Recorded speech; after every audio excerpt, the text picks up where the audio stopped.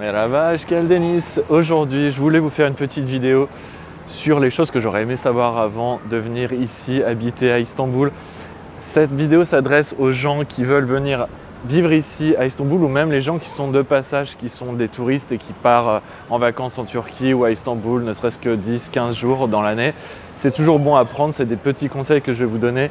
Je n'étais absolument pas au courant de tout ça avant de venir ici, donc je vais vous en parler maintenant. Mais avant toute chose, vous connaissez bien évidemment la routine. Abonnez-vous, likez, partagez, commentez aussi cette vidéo. Quand vous vous abonnez, activez la cloche, c'est très important, comme ça vous recevrez toutes les notifications de cette chaîne YouTube. Bref, c'est pas le sujet. Maintenant, je commence vraiment cette vidéo, c'est parti. Il fallait vraiment que je parle d'une chose parce que ça m'a vraiment mis un peu sur le cul. On va dire que c'est vraiment pour le coup, c'est vraiment le mot. C'est les toilettes en Turquie qui ne sont pas du tout les mêmes que celles qu'on a par exemple en Europe. Alors, je ne vais pas rentrer dans les détails parce que c'est déjà un sujet assez spécial comme ça. Mais disons que voilà, en fait, pour vous nettoyer, pour faire simple, ils n'utilisent pas de papier toilette. Enfin, si, ils en utilisent, mais pas forcément tout le temps. Enfin bref, je ne vais pas rentrer dans les détails comme je disais, mais ce qu'ils utilisent eux plutôt que le papier toilette, c'est un jet en fait. C'est un jet d'eau comme en fait les pays asiatiques font, en Chine, au Japon. J'y suis jamais allé, hein, mais je connais des gens qui sont allés en Asie et qui m'ont raconté ça en fait. Quand tu vas en Asie, principalement au Japon, et ben tu as un jet d'eau automatique voilà, qui s'enclenche après. Enfin, je vous fais pas un dessin quoi. Et en fait, en Turquie, ils ont pris le même modèle en fait. Alors c'est pas un jet automatique, c'est un jet manuel. Mais je vous parle de ça parce qu'en fait, il m'est arrivé des petits problèmes par rapport à ça. La première fois que je suis venu en Turquie, j'étais hébergé par des amis. Je ne vais pas rentrer dans le détail, mais pour faire très simple et très court, très succinct, j'ai bouché leurs toilettes quoi. Parce que j'ai pas utilisé le jet, j'ai utilisé beaucoup de PQ en fait. J'ai utilisé du PQ mais de manière normale. Hein. J'ai utilisé le papier toilette mais de manière normale. Hein. J'ai pas utilisé 3 tonnes. Et en fait, les canalisations ici ne sont pas faites pour... Enfin, vous voyez quoi. Ils n'utilisent pas forcément beaucoup de papier toilette. Bref, vous avez compris, ils utilisent plus le jet quoi. Et donc je vous dis ça parce que vraiment, ça peut éviter certains problèmes si vous allez chez des amis, si vous êtes hébergé ou quoi. Voilà, c'est bon à savoir, on va dire. Sujet suivant, mais qui n'a rien à voir avec le premier, parce que là, pour le coup, il s'agit vraiment, on va dire, de quelque chose de bien plus grave et de bien plus sensible. C'est pas du tout sur le même ordre d'idée, on va dire. C'est les tremblements de terre. Oui, sujet qui n'a rien à voir.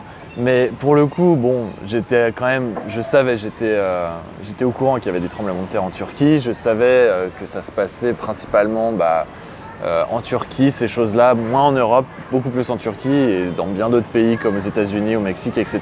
Je savais que la Turquie a été assez impactée, assez touchée par ça.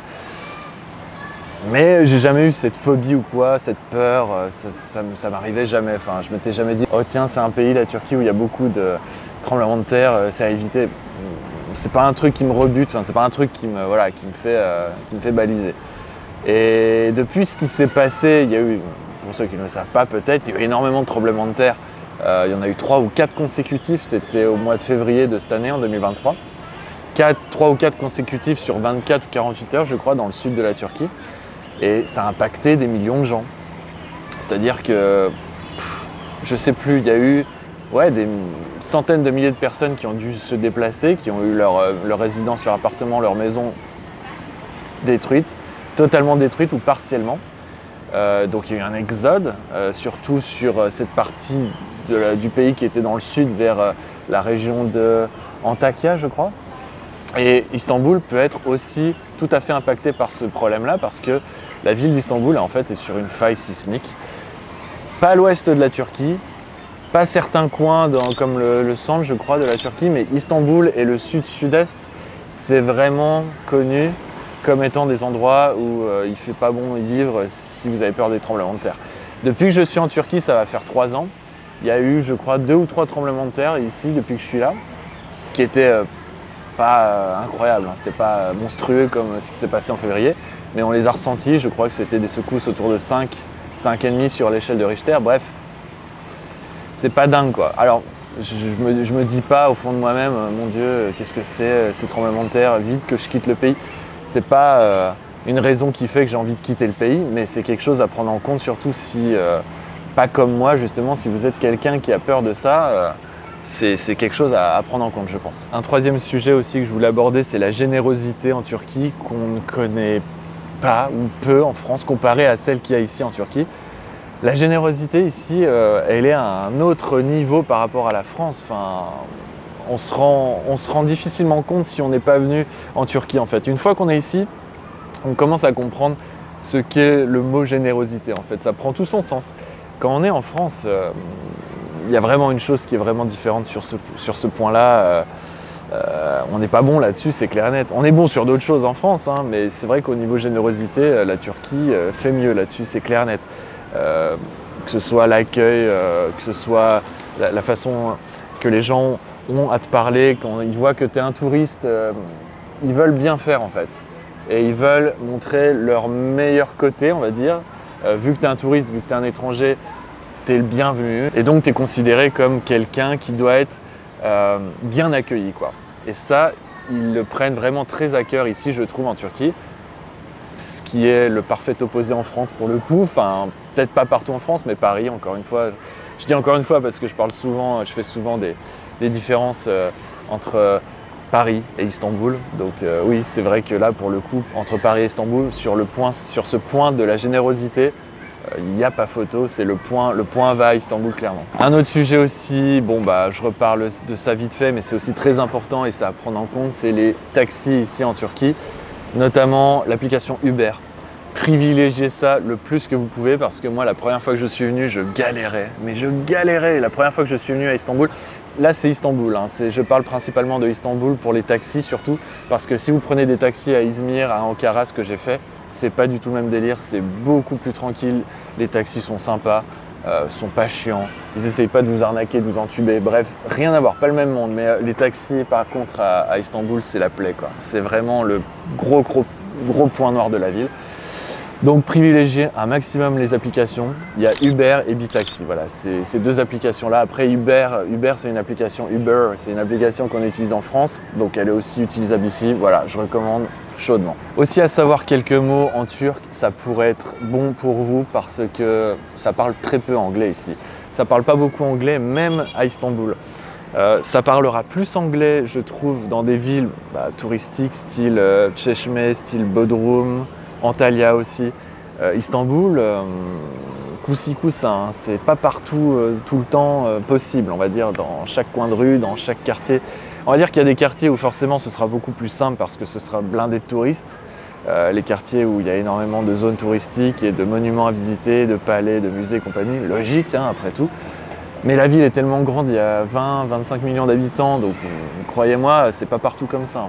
Et évidemment, les taxis, je reviens là-dessus, mais ne parlent absolument pas l'anglais ou alors 3 mots quoi. Donc essayez de connaître 2-3 mots en turc. Bonjour, au revoir. Bonjour, c'est merhaba. Au revoir, on peut dire güle güle. On peut dire iyi akşamlar, ça veut dire bonsoir. Ou iyi günler, ça veut dire bonne journée. Voilà, c'est bon à prendre. Ne kadar, ça veut dire combien ça coûte, combien c'est. Bref, voilà, 2-3 mots comme ça. Utilisez Google Translate si vous voulez vous faire comprendre parce que parfois ça arrive que, parfois, c'est même plus que parfois, il y a beaucoup de gens ici qui ne parlent pas l'anglais. Donc assurez-vous, avant de venir, de connaître une dizaine de mots, ça devrait le faire. Et maintenant, pour ceux qui veulent s'installer ici, donc à Istanbul ou même ailleurs dans une autre ville en Turquie, je vais parler des visas, mais de manière succincte, hein, ça va être rapide. Mais voilà, la chose à savoir avant de venir ici, et la chose que j'aurais aimé savoir avant de venir ici, c'est qu'au niveau des visas, si vous prenez un visa, n'importe lequel, hein, touristique, professionnel ou autre, moi je vous encourage à avoir un professionnel pour obtenir un visa ici parce que j'ai commencé à faire mon premier visa ici, c'était donc il y a 2 ans et demi. J'ai commencé à faire toutes les démarches de mon côté, un peu en solo, sur le site des visas. Donc le site, c'est le site ikamet.tr, je crois, le site des visas turcs. Je vous encourage grandement à voir avec un professionnel des visas ici. Il vous fera tout le travail en fait. Vous aurez évidemment à le payer en contrepartie. C'est sûr que ce n'est pas un service gratuit. Et en gros, il va vous faire absolument tout. Il va vous demander tous les papiers nécessaires, photo d'identité, etc. Merhaba. Merhaba. You speak English? English? No? Et les Turcs sont très... Bon alors après c'est des gosses, hein, mais les Turcs sont tout le temps comme ça, très curieux. Ça m'est arrivé plein de fois, je faisais des vidéos dans la ville et il y avait toujours des Turcs autour, ils regardaient ce que je faisais, ensuite ils venaient me parler. Bon évidemment les gosses sont toujours curieux de base, mais il n'y a pas que les gosses qui sont curieux comme ça. Habibi come to Dubai. Je sais pas ce qu'il a dit. Abi come to Dubai, je sais pas, peut-être, j'en sais rien. Bref, je retourne donc au sujet dont je parlais. Oui, assurez-vous de voir avec un professionnel pour votre obtention de visa. Je vais vous mettre d'ailleurs un lien sous la vidéo dans la description. En fait, c'est la personne avec qui je fais mes visas à chaque fois, chaque année, parce que je renouvelle mon visa chaque année. Il est très professionnel, il n'est pas trop cher comparé à la concurrence, on va dire, ici à Istanbul, parce qu'il y a beaucoup de bureaux de visa, faut pas croire. Donc voilà, je vous donne son lien, je vous donne son adresse, je vous donne ses contacts pour correspondre avec lui, pour le contacter, pour essayer de voir avec lui ce qui est possible de faire suivant le visa que vous demandez. Et je vous encourage à le faire parce que la première fois que j'ai fait une demande de visa ici, j'ai cru que j'allais pas l'obtenir. C'était compliqué quoi. Ça a été très compliqué parce qu'il y avait certaines choses à faire et en plus c'était mon premier visa. Je parlais vraiment zéro mot en turc, mais rien du tout. J'ai eu l'impression de gravir une montagne alors que franchement obtenir un visa, enfin oui c'est des démarches à faire mais c'est pas non plus le bout du monde. Donc voilà, si vous voulez obtenir un visa, demandez à un professionnel, ce sera beaucoup plus simple. What? English? English? No? YouTube? Yes, evet. YouTube. YouTube kanalı. Ah, okay, yeah, okay. Come. This. Two priests. It's me, benim. Wait, me.